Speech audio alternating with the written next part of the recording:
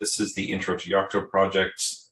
There'll be two parts to this. It's the same slide deck for both talks. And basically, we're going to be talking today about creating a custom embedded image, Linux image distribution for any embedded device using Yocto Project. Now, that's a little bit of a long title, and certainly seems a little bit beyond exactly what we'll be talking about in the class, but the whole idea is to basically talk about what's possible with Yocto Project, and we'll be going through all the sort of basics as to how these things fit together. The first session today will be done by myself, Behan Webster, and Tom King will be doing the second half of this talk later today, or later this morning, or whatever time zone you happen to be in. Now, just to introduce myself, my name is Behan Webster. Like Joseph, I'm one of the Yocto Project ambassadors. I'm also an embedded consultant and a trainer and author for the Linux Foundation for their courses and such. I've been in the industry for the better part of 30 years, and as a computer engineer, working on building things with Linux for much of that time frame. I've been using Unix and Linux my entire career, and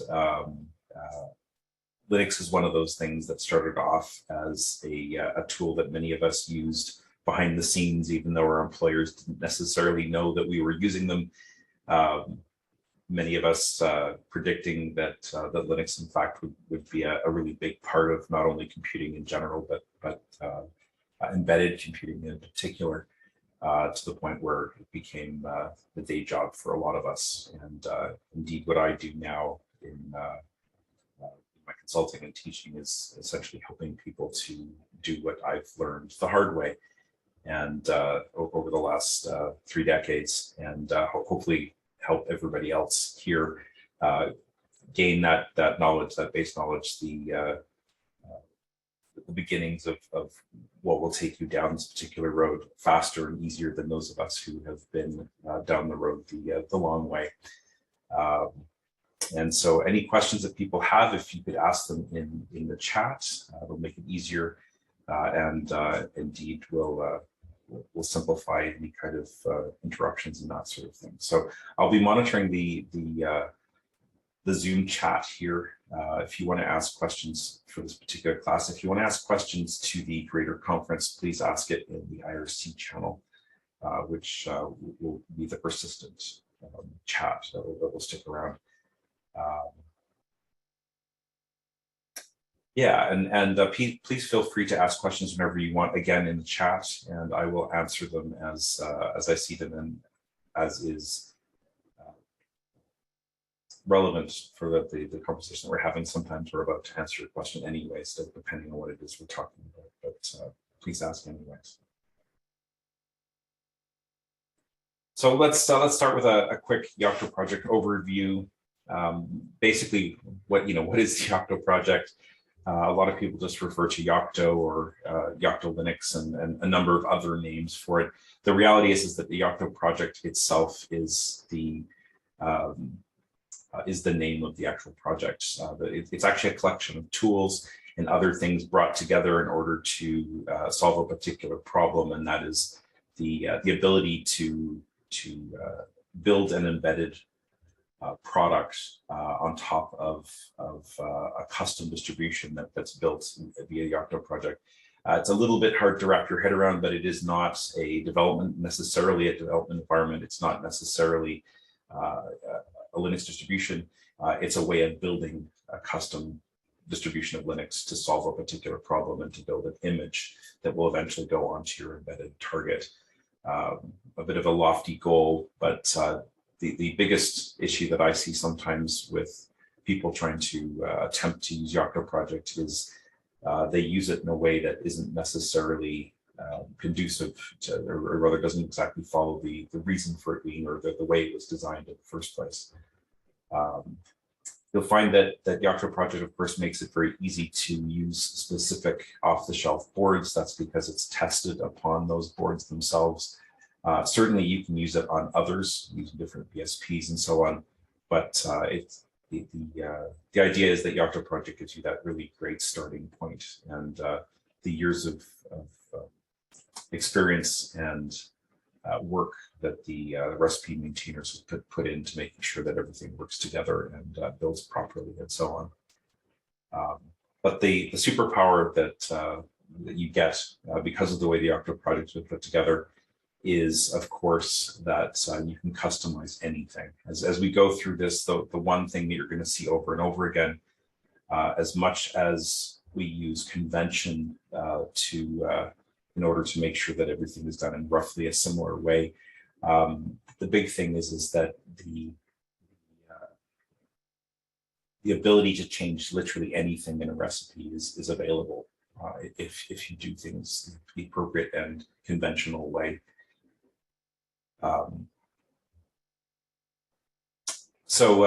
Dana says, I've noticed similarities with the Android build environment. Do they come from the same origins? They don't. The Android build environment, the original one certainly was based on a bunch of make files, and that they basically scripted a whole bunch of things together and made it so that things would work very specifically for a very narrow set of handsets. The Android build system has moved on to a newer system that I actually haven't used an awful lot recently, which I gather is more like what we have now in Yocto Project. I gather that they basically learned a lot from how other people did things and adopted some of the similar ideas. But you'll find that the way Yocto Project does things as far as writing recipes is concerned is not dissimilar to other kinds of systems that exist, where you describe how you want things put together and a meta tool builds from there. Things like emerge and so on have similar ideas, certainly. But no, they do not have the same origins to my knowledge. Yes, so that is a good point though, Joseph. Yes, there are a couple of tools like Repo that have been adopted from Android into the Yocto project. But as far as Bitbake and the core technologies are concerned, they're unrelated. Everything has grown up organically, independently in their various code bases. Now, Yocto project technically could potentially support more architectures than this. However, the architectures that are formally supported in Yocto project are the 32 and 64-bit versions of x86, ARM, MIPS, and Power. RISC-V is partially supported. The big missing piece when it comes to Yocto project support of RISC-V isn't necessarily on the code side, it's in fact on the testing side. Indeed, the way the Yocto project works, paying members essentially get their particular platforms tested as a part of the formal mechanisms that are part of Yocto project. RISC-V is one of those things that Yocto project very much aspires to include in the list. So it is supported by the underlying technology, which is the Open Embedded project. On the Yocto project side, it can be used, but my understanding, at least at the moment, is that it is not. It's not formally supported purely because there are not at the moment. Again, to the best of my knowledge, RISC-V members is a part of the Yocto project. And Nico perhaps could correct me on that. That's my current understanding. The Open Embedded project certainly is the base around which Yocto project was built. It is in fact the engine. It is what provides tools like Bitbake and indeed the base layer that has all the base recipes in it. Indeed, as things are added to Yocto project, they tend to first be added to Open Embedded to what's called OE core, okay, which is the core layer. And things go on from that. Oops.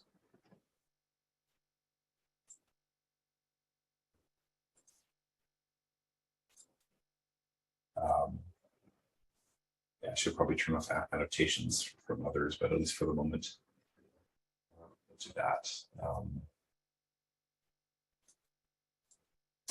Yeah, like I said, Open Embedded brings the base tools. It was chosen as the basis for Yocto Project and how things were put together. The big thing, though, that came out of the Yocto projects being built originally, though, is the layer system.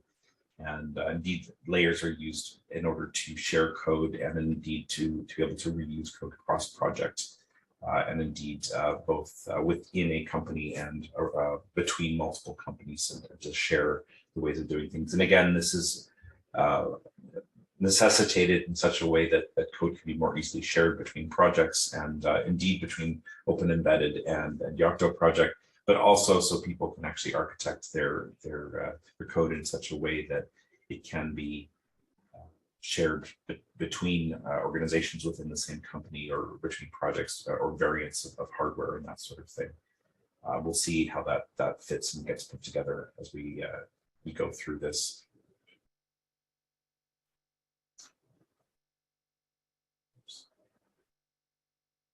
So what is the Yocto Project exactly?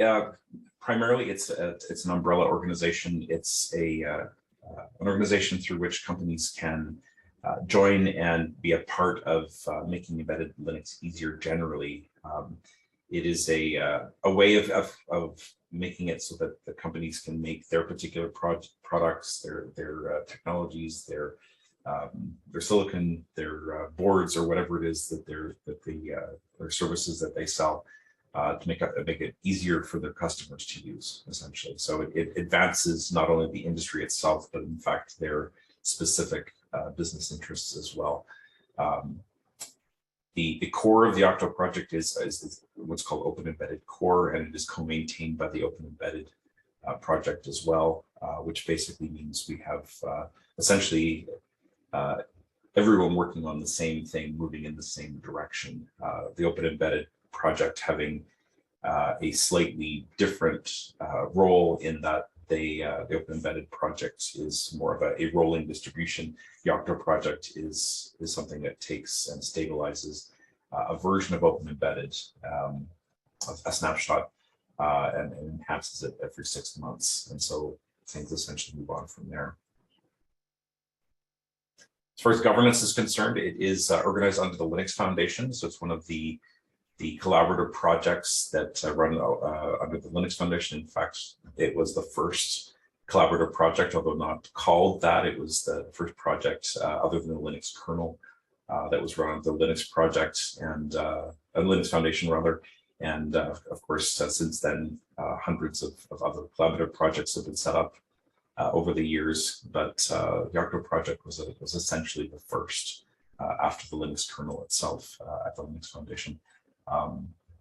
It does have a split governance model between both the member companies that are there and a technical leadership, between the technical leadership team and the advisory board, made up of participating organizations. And so there is a very strong engineering tech lead side of things that are run by specific project members that, where technical decisions need to be made beyond what is decided on the various mailing lists and so on, certainly direction and that sort of thing. And then there's the advisory board, which is made up of basically funding companies and that sort of thing. And both have a say as to how things are to move forward, and certainly how money is spent and technical direction and that sort of thing. There's quite a few member organizations, and some of them perhaps surprising until recent years, but of course you've got the sort of incumbent companies like Intel and ARM that you would expect there. However, and Wood River for that matter. These days we have companies like Cisco and Xilinx and Comcast, AWS, Microsoft, and Facebook that are also platinum members. All of these companies rely very heavily these days on the Yocto project and what can be done with these technologies to further their own commercial interests. We also have gold members such as Texas Instruments, Siemens, Automotive Grade Linux, and Huawei. As far as silver members are concerned, We have STI, Lineo, we have Monte Vista, Dell, LG, AMD, NXP, Linaro, several for Linux, Renesas, and can't quite see what the last one is there. It's Cloud.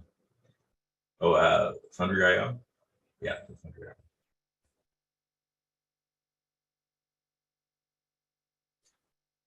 As far as Yocto Project, it builds images, but it does so by first building packages. And so essentially every code base is built into a particular package. The packages are then built into one of two things, technically either a bootable image or in fact an SDK. Specifically these days, primarily what's called an eSDK or extensible software development kit. What that ultimately allows us to do is to consistently and repeatedly build things in a particular way so that you can then build things from it. Because we go through a series of packages when we build our source code, it means that we can actually break out the various pieces, the libraries, the executables, the documentation, and so on. And you can choose exactly, therefore, what goes into your bootable images in a very consistent way, which is also tied into the dependency system and so on. And so it's very easy to pull in exactly what you want from each package with a very small amount of effort, which is, of course, the whole point. As far as the packaging formats are concerned, to a large degree, it doesn't matter too much. The format itself is actually almost irrelevant. However, RPM, Debian packages, and IPK packages are supported by default now, whereas the Open Embedded project defaults to using the IPK format. Yocto project defaults to using the RPM format. And to a large degree, again, these are largely used as effectively smart turballs. There's not a tremendous amount of advantage of one over the other otherwise. Although it is possible to use package management on top of Yocto project images, many people don't do that. And so it's not that it can't be done, it's just that it's not often done. Now, there is a 6-month release cadence that makes things a bit easier. What this means, of course, is that in both April and October, we have new releases mirroring what many other projects happen to do. The idea essentially is by having a 6-month cadence, it means that changes are made on a regular basis, but not so often that people can't keep up. It does mean, however, that if your changes don't get into this particular release, of course, it's not too long before the next one's available, and makes it that much easier. Now, I mean, a lot of change can happen in each one of the releases, and so it's important that you try to keep up. One of the things that you will find, of course, is that when you're developing, especially a long project, it's sometimes difficult to move between major releases of software, depending on where you are in your particular project. The big thing that I will try to impress upon you, however, is that if you wait too long before upgrading your Yocto project base upon which you build your projects, it gets progressively harder the longer you wait. And so it's always a good idea to try and keep up with the latest version of Yocto project you're using, for the very reason that you may end up being stuck in a very, very old version, which unfortunately is the case for many companies. They're using versions of Yocto project from 2-3 years ago at times. And so it's a really good idea to try and keep your recipes and your pen files and everything else as clean as possible and test them going forward where possible. That's not always an issue, and indeed there are LTS releases. Yes, we are. That is something that's relatively new, but yeah, there are some versions of it that are LTS. Yes. It's worth pointing out, indeed, that as well, that many books that are published on the topics of Yocto project indeed talk about Yocto project releases that are several years old. And indeed, such is the nature of books, I'm afraid. As much as many people love them, I certainly do. Unfortunately, they do crystallize a particular version of the software at the time of publishing, and indeed, that is a limitation, unfortunately, of that format. Now, every Yocto project release has the latest version of the various source code, things like the latest kernel with the appropriate patches that applied, tool chains, and various packages from across user space. You'll find that also support for various new chips or boards or whatnot that may be a part of the Yocto project test system may also be there as well. Now, this next line, in fact, is a little bit old. I should have removed it. At the moment, we no longer support the Eclipse plugin that was removed a couple of years ago, actually. I keep forgetting to update this slide. But there is support for a number of graphical environments. And indeed, one of the things that we will see in talks that are coming up in the next couple of days is in fact the use of VS Code increasingly to build or to develop code for Yocto project. But at the moment, the Eclipse plugin is now defunct, so that actually should have been removed from the slide. I will update that before this video comes out to remove that particular thing. But otherwise, we have things like the software development kit that's generated by the same build process. Specifically something called the ESDK, or the Extensible Software Development Kit, which is an extension of the build system that we're going to look at today. It actually allows you to provide a pre-built set of libraries and packages and such for a particular distribution of Linux that you built with the Yocto project. The ESDK allows you to not only build things upon that base, but in fact change that base. And so you can add new libraries, change things, and so on. So the ESDK is a very powerful but more advanced set of tooling that does allow you to use the output of what you build with the Yocto project in order to develop new things on top of it. And then there's things like Toaster. Toaster is a web interface for Bitbake and some of the other build tools that we'll be looking at as we go forward today.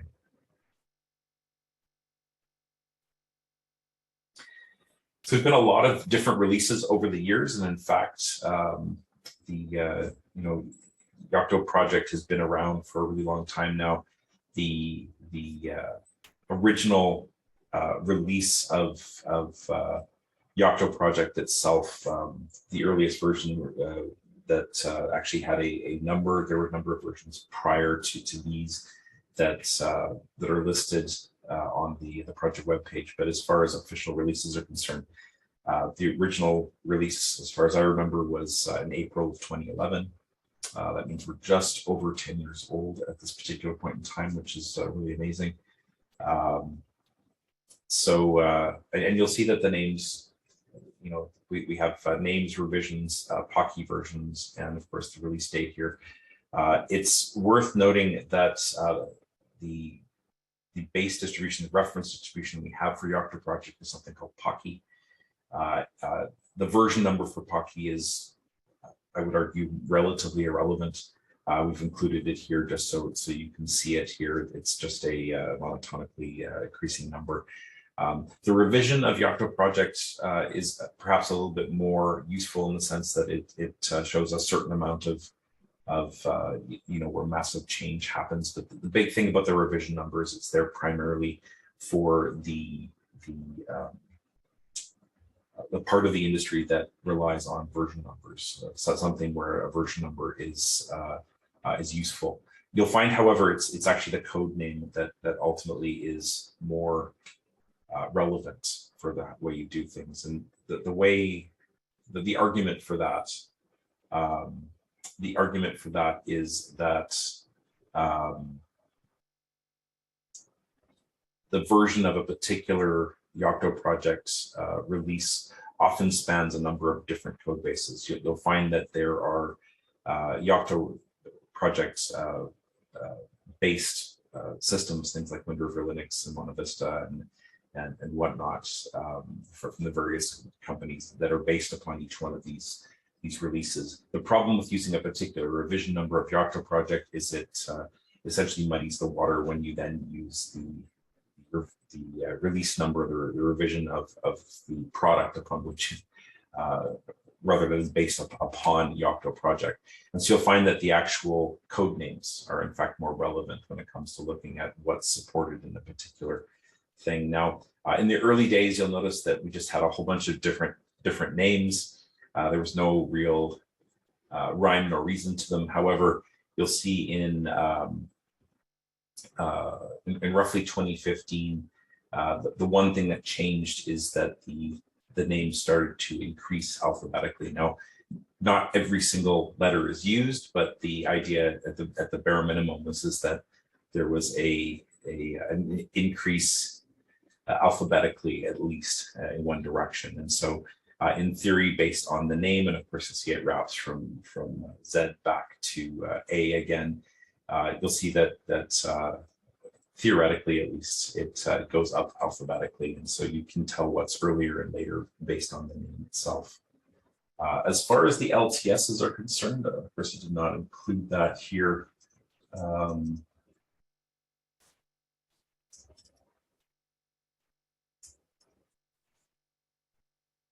Just have to, I've just forgotten which one's which here, but the LTSs are,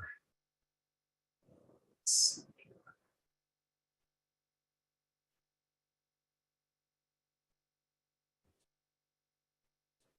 If you don't remember which one is the LTS here, because I don't have a good answer for that. That's something that's relatively recent. Oh, there we go. Yeah, so Dunfell, that's right. Yeah, Dunfell is the, going back here is long-term support. I thought there was another one coming up soon. Oh yeah, so Kirkstone, so the next one, there we go. That's right. So yeah, Dunfell is the last LTS, and the next version after this one, April 2022, will be the next LTS. Is the answer to that question ultimately.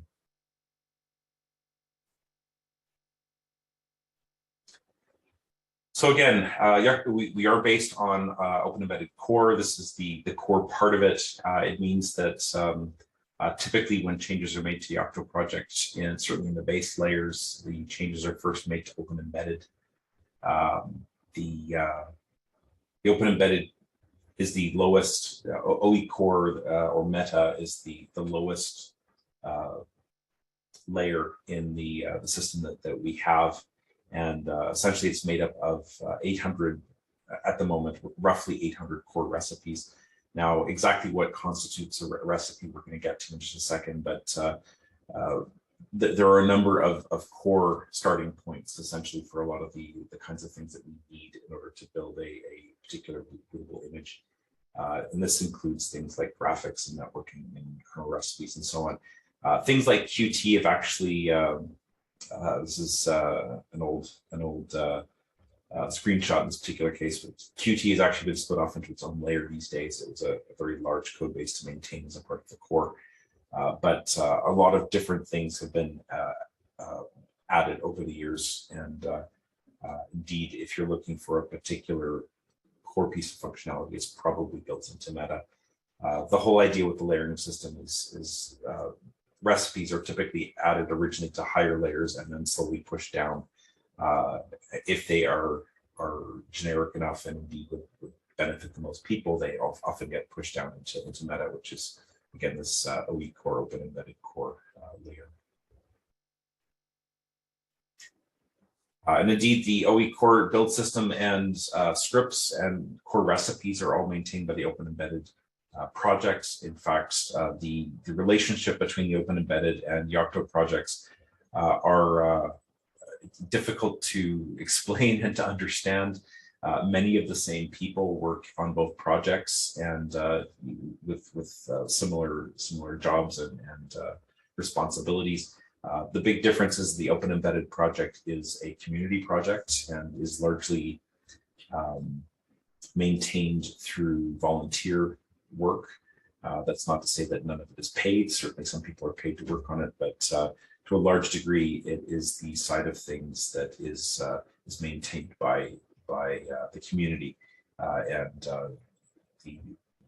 the time that is put in by various maintainers there, though sometimes compensated by the companies they work for, is again largely done through an awful lot of evenings and weekends spent by the people who put it together.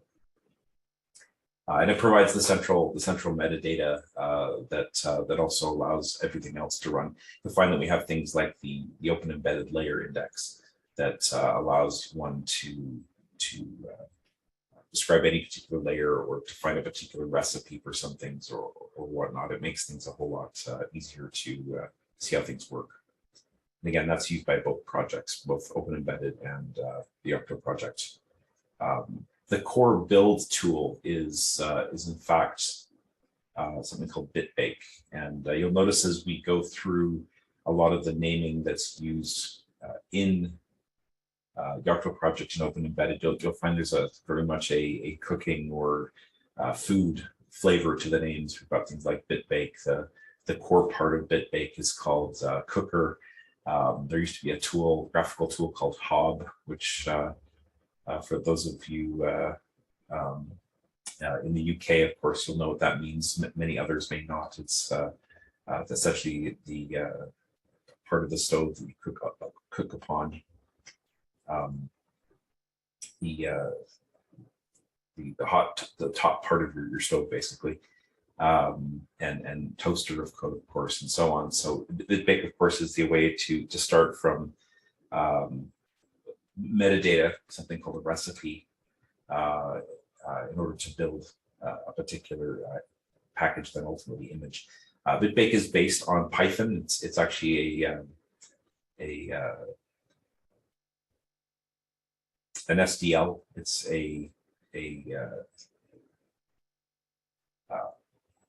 that's what I'm looking for.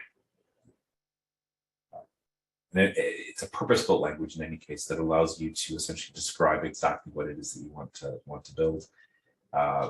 Its inputs are primarily different forms of metadata that we'll get to in just a second. It ultimately will calculate a number of things, including dependencies and other values, in order to then take that metadata and turn it into a set of actionable steps that we call tasks that are then scheduled.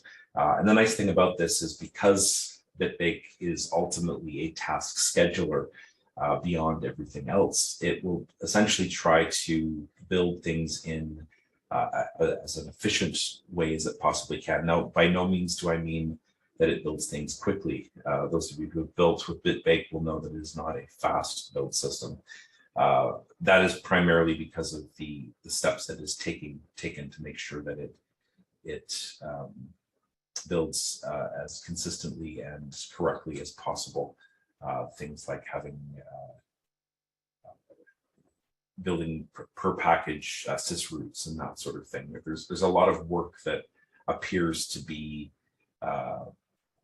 overhead or overkill for a lot of other build systems, but the reason why Bitbake is really good is because despite all of the work it's doing in order to make sure that everything's done appropriately and trying to find as many errors as possible, it does so by trying to use as much of your compute that's available to it as possible. I like to describe Bitbake as it's trying to melt your CPU. Okay, and you'll find that when it comes to your the fans on your laptop or desktop or server for that matter, when you run Bitbake, you'll find that the fans tend to spin up and your CPU temperatures tend to climb rather quickly. So very much it is trying its best to build things as quickly as possible.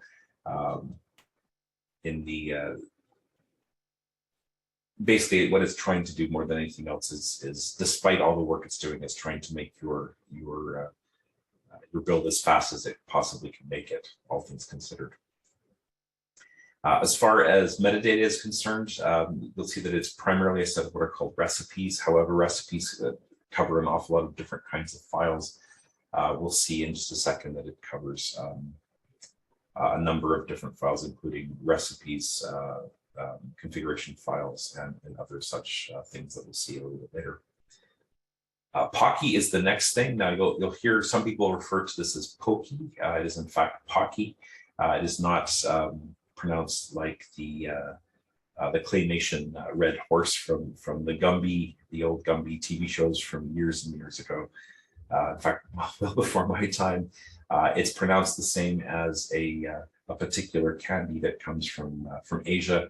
You can find it in many stores, certainly across North America and Asia and Europe. And that is, it's for that matter, Australia.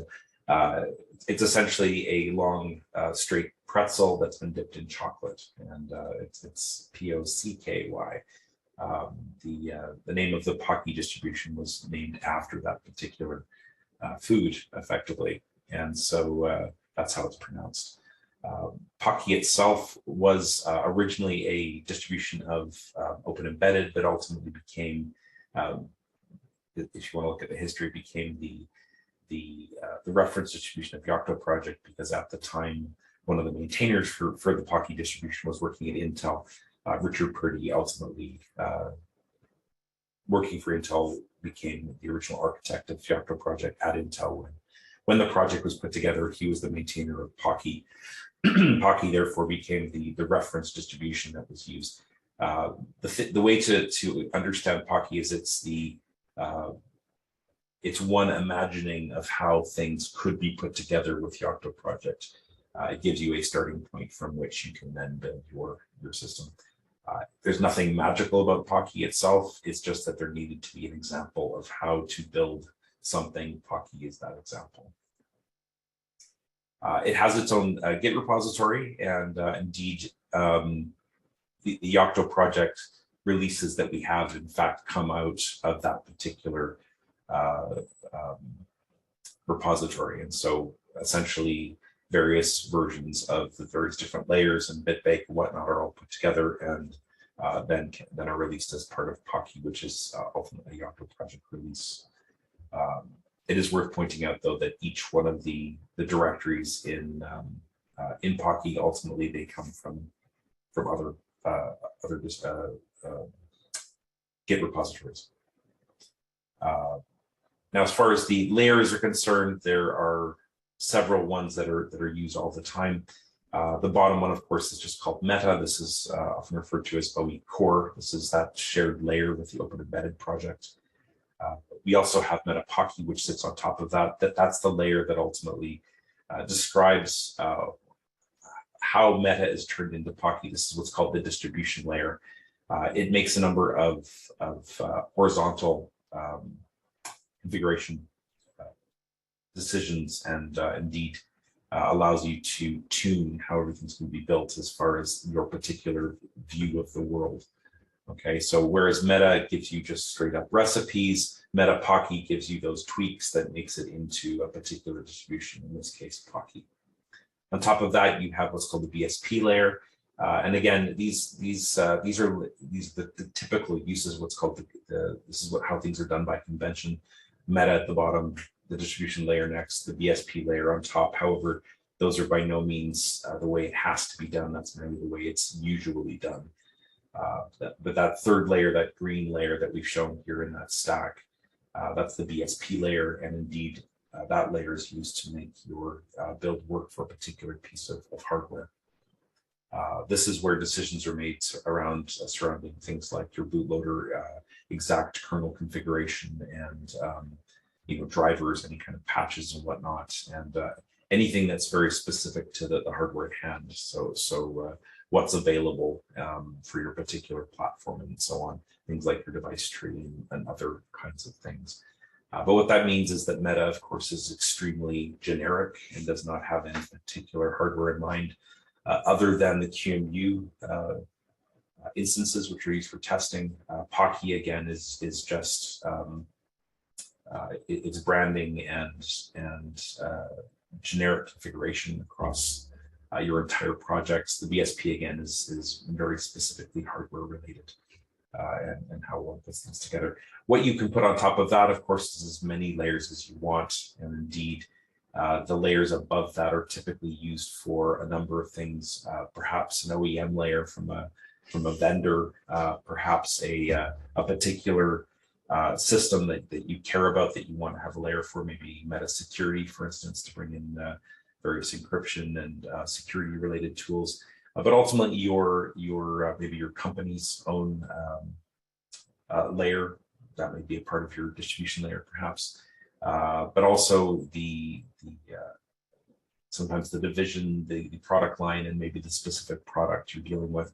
It is not uncommon to have many more layers than this. I've seen projects with like a dozen layers. That starts getting a little bit crazy, but it is possible and does allow you to share code, again, not only between companies, but actually between projects within a company. And again, Pocky is a starting point. It is not what you have to use. It is not necessarily the only way to use it. It is not uncommon for a company to come up with its own or a project to come up with its own distribution based on the ideas that Pocky starts with. So Pocky itself, of course, is in fact, again, that reference distribution, that release of Yocto Project that we get. It includes a number of different things. The big thing is that when it comes to metadata, it's tied very closely in with the actual build tool itself, Bitbake. Okay, so that's a specific version of Bitbake that's made available. There's the various build scripts that go beyond that, and indeed we have a whole scripts directory that has a number of different things in it. There's again all the base layers, OE core, Meta Pocky, and then the reference BSPs that are a part of the build system that make sure that Yocto Project is ultimately tested and whatnot. But the big thing that you get with Yocto Project is the documentation, and I would argue that the Yocto Project documentation is perhaps the best that we have for a project certainly of its size. When it comes to documentation and open source, it's often not great. Quite often people tell you to go look at the source code and that sort of thing. With the Yocto Project, there's almost too much documentation. There's so much of it, and the biggest problem is finding exactly where to look. And of course, that's become a lot better with the recent advancements with the search engine and so on. But if you have a question in the Yocto Project, quite often you can get it answered in the documentation. And that is an ever-increasing font of knowledge. And indeed, it itself has its own Git repository. And indeed, not only can one submit patches to the various code bases, but in fact also to the documentation itself. So what are all these things? Again, the Yocto Project itself is primarily a project of people collaborating in order to build all these things. The Open Embedded project is a separate project, but has a large amount of overlap with the Yocto Project itself. It's where a lot of the core recipes and technologies come from. Of course, we've got Bitbake itself, which is the build tool. We've got the reference distribution, which is Pocky, which of course gives us our tested version of Yocto Project that comes out every 6 months and actually goes through formal testing. A CI build that happens nightly, basically. And this is essentially how Bitbake works. This is the end-to-end build that you'll basically see. You'll see that we have our inputs coming in at the top there in orange, and we have all the red things there, both the source mirrors and the things on the left. These are our metadata inputs just in general. Let's start with the things on the left-hand side, the red things. Starting at the bottom there, we have the policy configuration. The policy comes in through the distribution. So this is that Meta Pocky side of things, and it ultimately decides a number of things that are generic across the entire system. And indeed, anything to do with exactly how you want things to be done generically and consistently across your system. These are typically put into here. These are patches and configurations and other kinds of things that cut across all the different recipes and so on. Similar to that, we have what's called the machine BSP configuration. Again, this comes in generally through the BSP layer. This is your board support package. So again, this is your configurations, your recipes, your metadata that has to do with things like your kernel, your bootloader, specific drivers, the availability of various optional things, perhaps things like Bluetooth and wireless and that sort of thing. We have the general metadata that comes in through various layers, all the different BB files, recipe files, patches, and other kinds of things. That's the next piece. And again, this is primarily in meta, but also in the other layers as well. So the generic recipes. Now they themselves are layers. Okay, so in fact, you can actually modify a recipe in a lower layer by a change in an upper layer in various ways.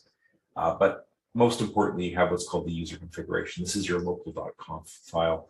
When you build or rather when you start a particular build directory, there will be a conf directory. In that, there will be a couple of different configuration files, and your local.conf file ultimately decides how everything else gets put together along with what's called bblayers.conf. bblayers.conf decides which layers are involved. Local.conf basically sets all of your local configuration upon which everything else is based. So all of these things together ultimately give you where your source code comes from. When Bitbake builds a particular recipe, it needs to get its source code somewhere. And so the relevant recipe or recipes will dictate where its source code comes from. Those can come from a number of different external sources or upstream source repositories. That can come from a particular Git or Subversion or other kinds of source code management systems. It can come from local directories. It can come from tarballs that are on various websites and so on. The big problem with all of these sources of source code, unfortunately, is that they're not always available for various reasons. Perhaps the internet's gone down or their web server's gone down. Perhaps you have a policy in your company that source code has to be reviewed before it can be used. And as a result, there are a series of what are called source mirrors that can be put in the way between you. There's something called a pre-mirror and a mirror site. The mirror sites are there primarily to make sure that when a set of source code is downloaded, that it's always available. So if you cannot get it from the primary source, it can come from the source mirror as a backup.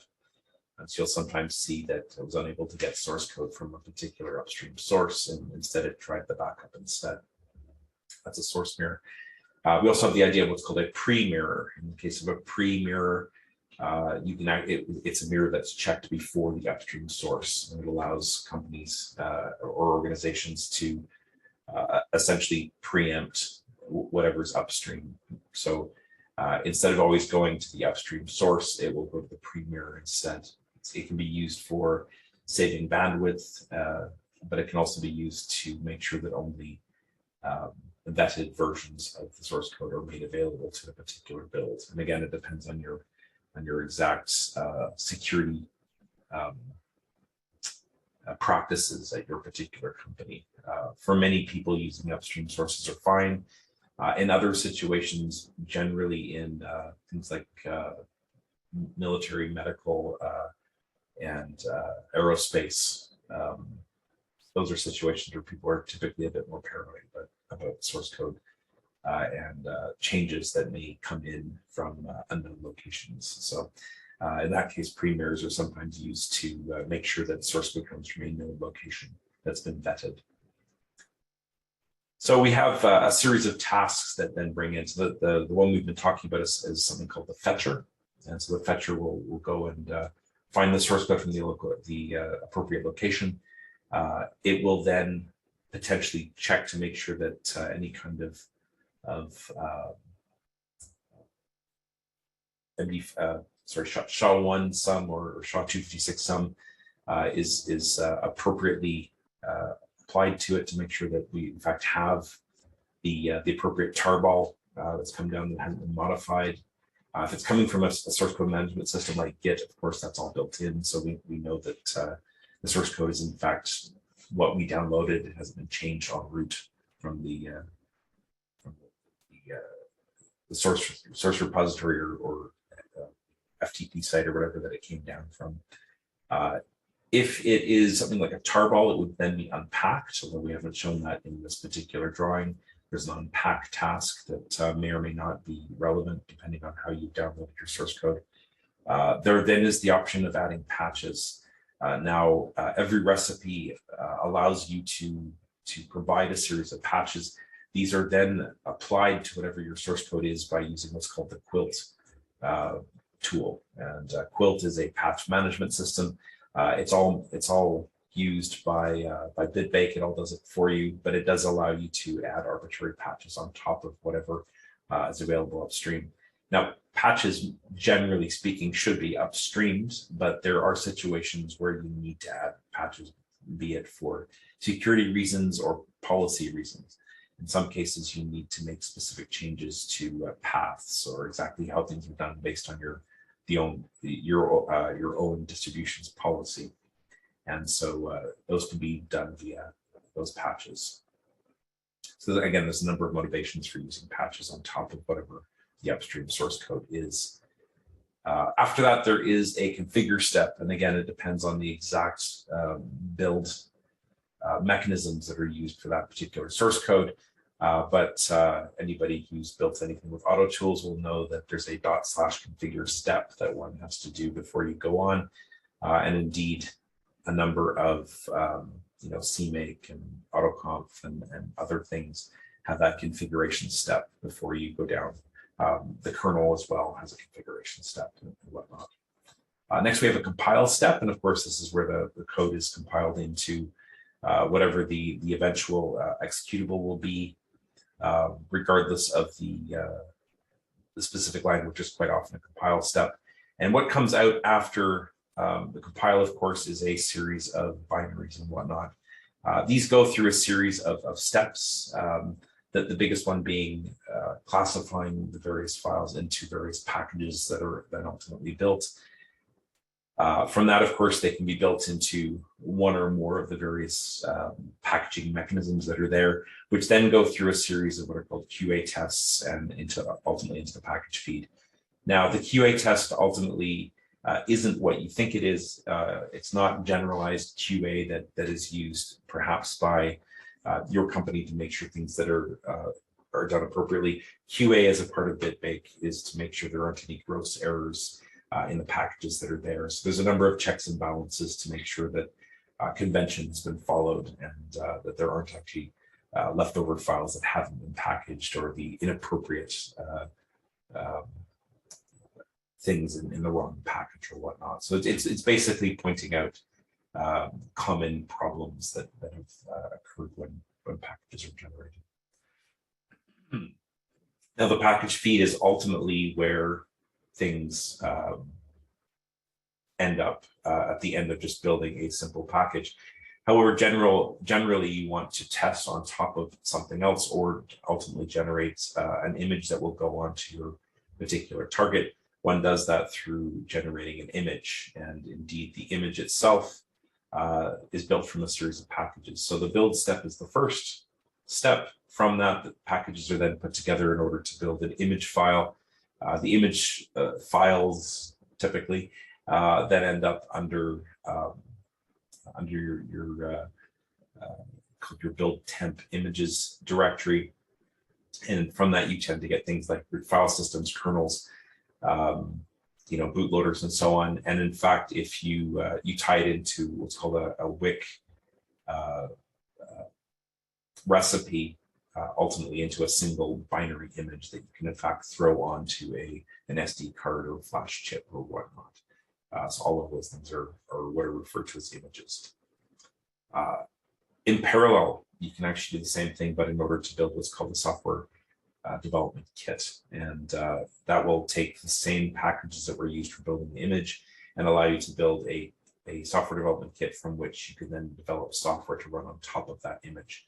So the development versions of the libraries and the tools and other things needed in order to build on top of that particular image. Again, both SDK and ESDK are options at this particular stage of the game. So let's go a little bit more deeply into Bitbake itself. I've kind of been just saying it's a Python tool and that you can write recipes and so on. But let's look more closely at the most common form of metadata, and of course that's the recipe itself. The thing to understand is, again, going back to the whole idea of food preparation, the idea with Bitbake is to turn a recipe into ultimately some kind of output, a package or an image or whatnot. And if anybody here has any kind of cooking or perhaps more relevantly baking, you'll know that generally speaking, you start with a thing that describes not only the ingredients you need, but also the process you need to go through in order to turn a pile of, let's say, flour and water and shortening and so on into bread, for instance, just as an example. The thing about baking something like bread, however, is that it depends on a number of things. It's actually a very repeatable process, but only with having a known set of ingredients and a known set of criteria for you to get the same kind of bread out each time. Things like the kinds of flour you use, or the humidity in the air, or the exact way that the oven you're using works, and so on, are all relevant. And so what bakers will do is they'll actually tweak a recipe based on those variables. And so certainly whenever I do baking, quite often I have my own handwritten notes next to what's in the the recipe book, right? Make these changes because it works better with the specific flour that I have access to versus what's in Europe or even the US, right? They're all slightly different. And so this is the idea behind Bitbake. You start with a recipe that in theory tells you how to build things, and then you change it a little bit in order to make it work specifically for what it is you're trying to do. And that's the whole idea behind the recipe. It's a starting point that you can then modify. And indeed, we have a number of ways of modifying recipes without directly editing it, which makes it a lot more powerful. So again, we have all these starting points, right? All these starting point recipes, but Bitbake then allows you to take those and again, generically modify them from other layers. So merely by including a layer with the appropriate changes to metadata through things like VB appends files, you can actually modify just about anything. So let's look at the various kinds of metadata that we have. And we describe basically 4 different kinds of metadata that we have. Now, technically, it's 3 different kinds of files, but there's a special version of a recipe called a package group, which we'll talk about in just a second. So the first one is a generic recipe, and that's what's called a BB file or Bitbake file. And it's essentially instructions for building a single package. So how do I go from something that looks like source code into something that looks like a series of packages that provide different kinds of things we need? However, there's a special kind of recipe, something called a package group. A package group is a recipe that actually doesn't build packages, it merely depends on other packages. And so the idea with a package group is that by depending on it or including a particular package group, you get all of the packages that it depends on. In the Debian project, we would call it we'd actually call it a meta package, which of course muddies the water because meta means something else in Bitbake. But in any case, the idea is that it's a package that's only utility is to depend on other packages.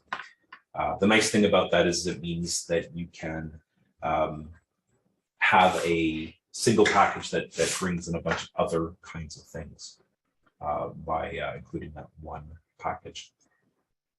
The next thing we have is something called a BB class. Now, the easiest way of thinking of a BB class is as a pure virtual object, okay?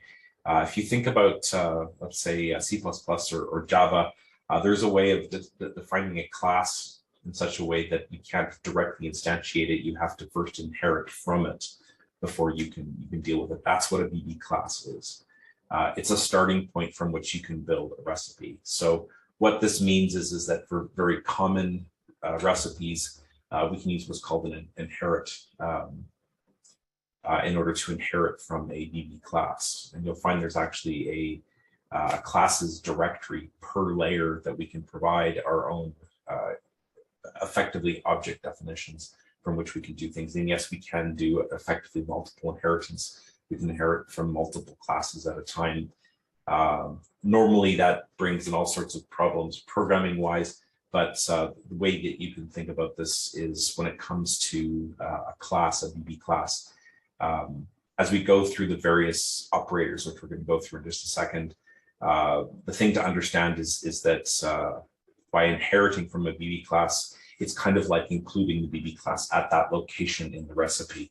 And so exactly what takes or what things are set and in what order depends on the order of your inheritance statements that you put into your recipe itself. And again, everything is defined in a standardized or conventional order. And so it should be entirely predictable where things are in a particular recipe file.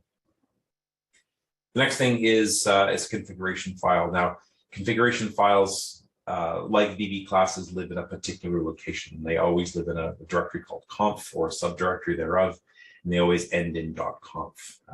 They aren't technically recipes, of course, but they do make changes to the configuration that affect recipes.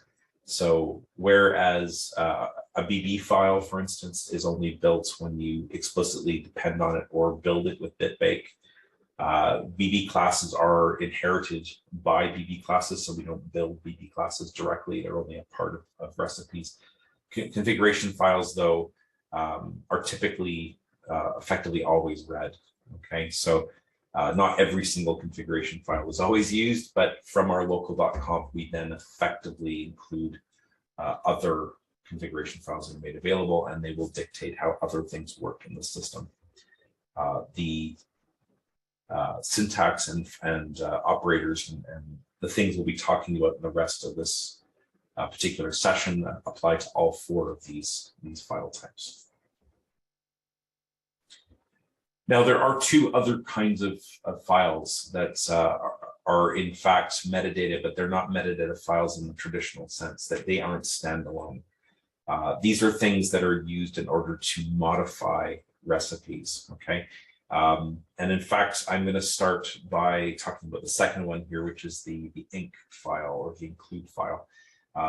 These are fragments of recipes, and these are used in order to solve, well, to get away from repetitive programming.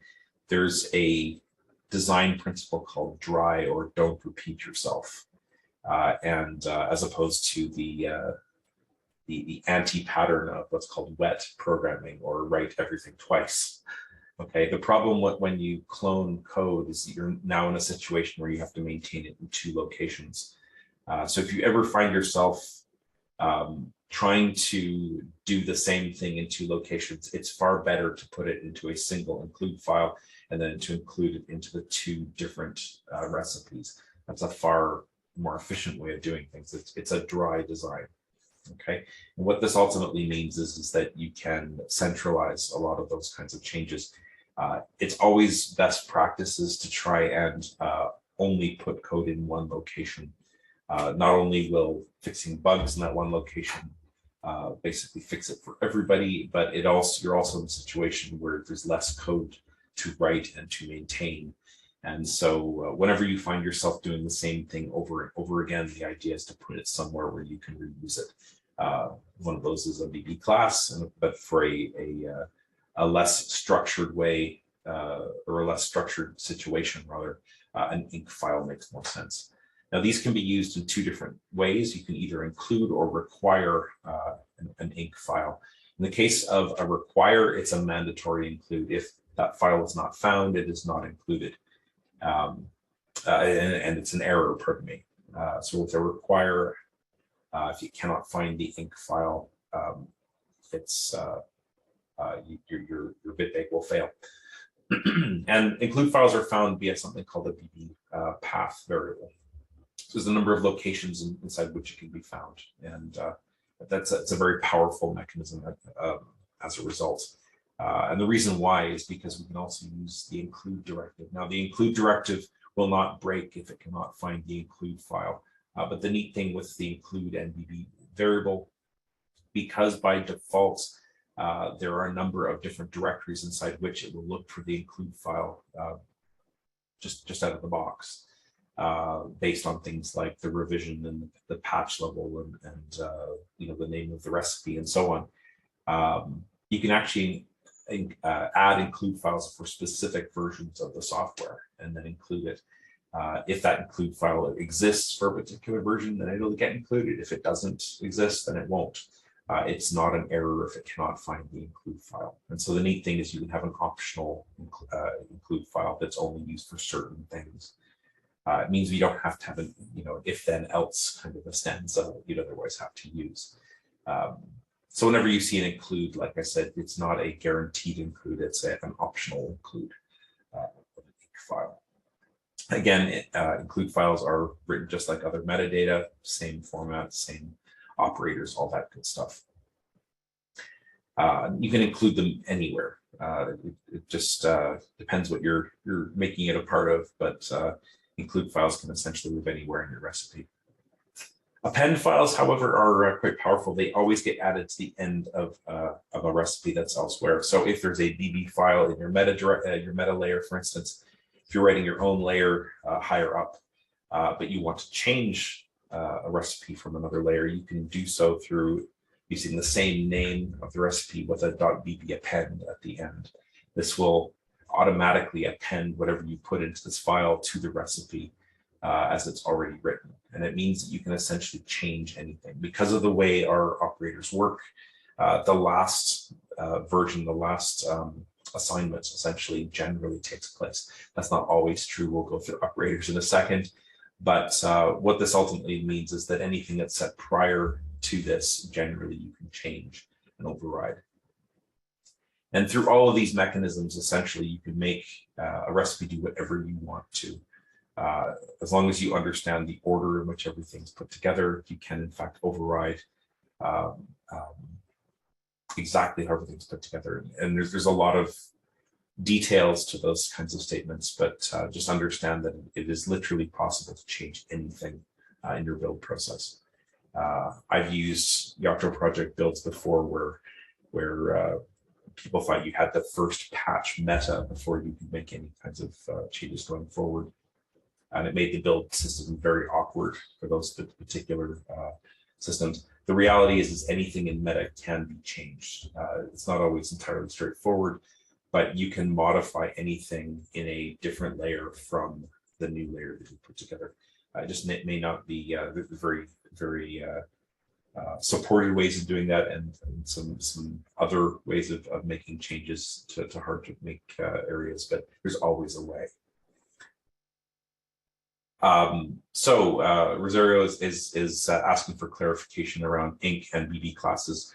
So BB class is an inherited thing. The idea to think about with a BB class is it's like a pure virtual class. It's something from which you inherit something. So the thing to understand with a BB class is there is a relationship with the recipe.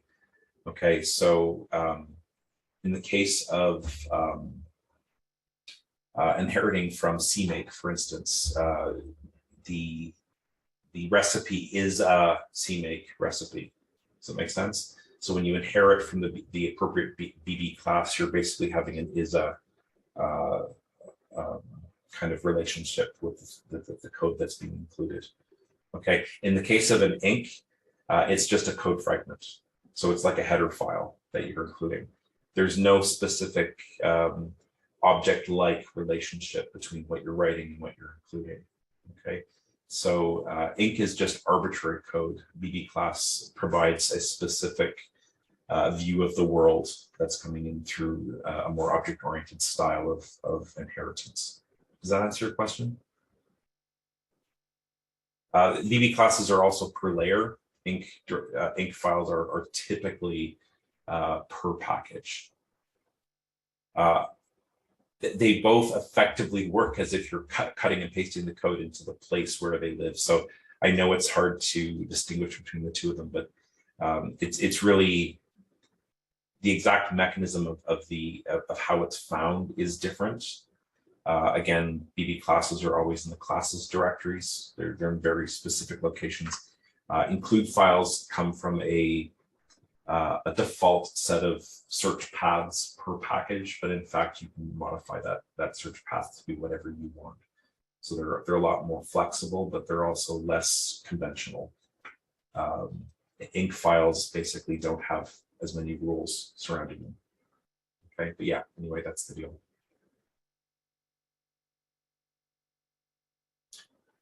So let's look at the OE core breakdown here. And before we talk, I just quickly run through, got a little script that goes through and counts everything. At the moment, in the latest version here in Honister, we have 802 BB files. Beyond that, in fact, there's a further 25 BB files that are specifically package groups.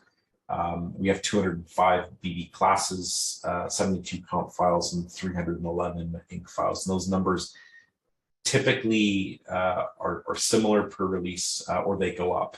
Okay, and so these numbers tend to go up over time. Again, generic code, generic package groups, generic classes, they tend to be moved down into the meta layer to make things easier in order to put them together. And you'll notice that in this particular system, you'll see that there's our classes directory, the configuration directory.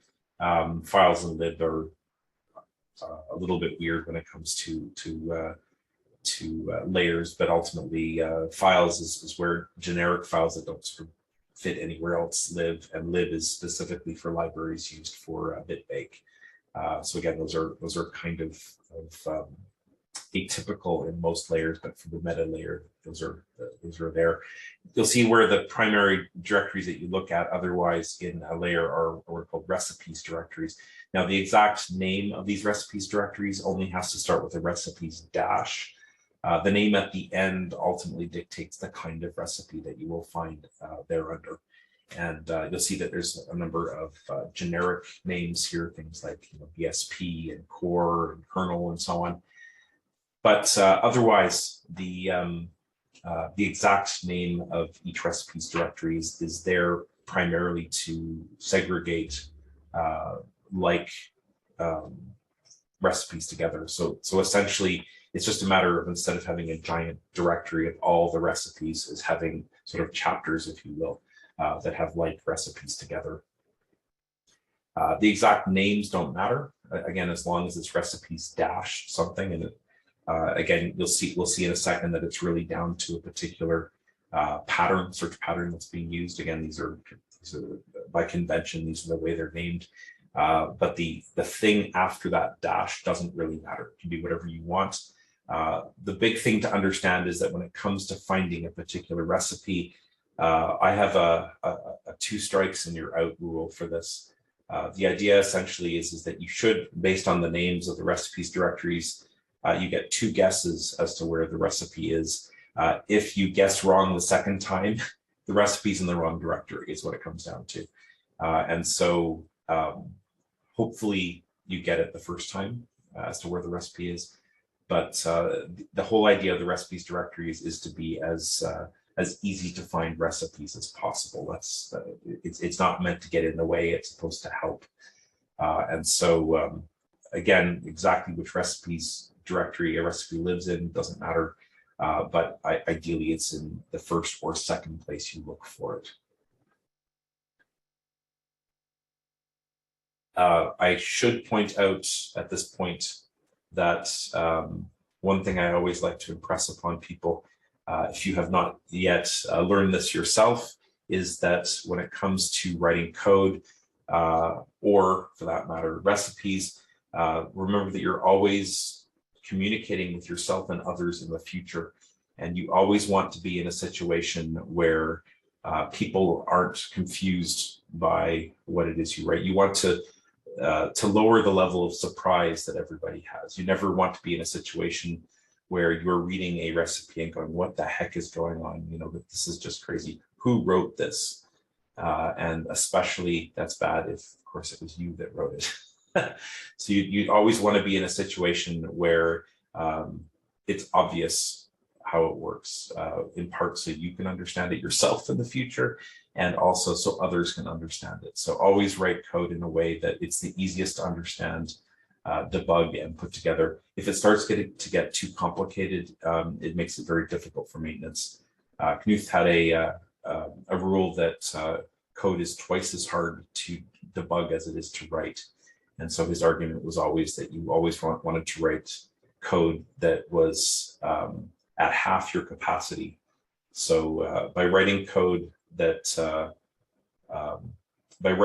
up to your expertise limit meant you were actually technically unable to debug that code. By writing it basically half as simply as your maximum ability to write code, you're not only able to more easily understand it, but also to debug it. Okay, so just always remember that you're trying to make sure that you're writing code or recipes as clearly and obviously as you can, so you can understand it in the future and others can understand it without your help. Okay.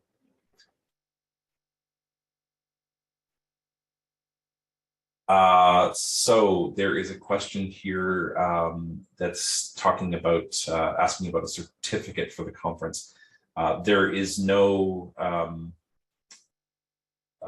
no proof that you attended this particular conference, nor is this a formal training, and indeed there is no certification for Yocto Project at this time. So no, there is not.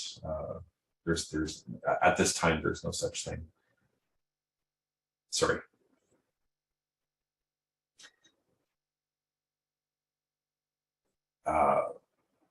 So next, let's see, what else do we have here?